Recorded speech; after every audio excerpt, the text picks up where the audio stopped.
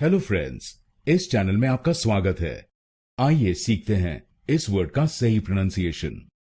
आप इस वर्ड को कैसे बोलेंगे? अगर आप इसको वेडनेसडे बोलेंगे तो गलत होगा। आइए सीखते हैं इस शब्द का सही प्रोनाउंसिएशन।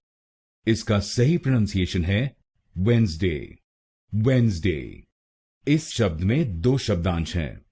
पहला है WEDNES और दूसरा DAY।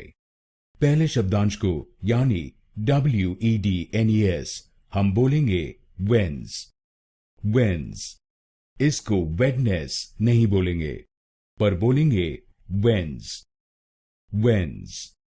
इसमें जो D अक्षर है वो साइलेंट है और दूसरे शब्दांश को यानी DAY को हम बोलेंगे डे। तो बनेगा Wednesday. Wednesday. Wednesday. Wednesday. Wednesday. Wednesday. और ये ध्यान रखिएगा कि हमको पहले शब्दांश पर यानी WEDNES पर जोर डालना है। वेंसडे। वेंसडे। तो अब से इसको वेडनेसडे नहीं बोलिए और बोलिए वेंसडे। वेंसडे।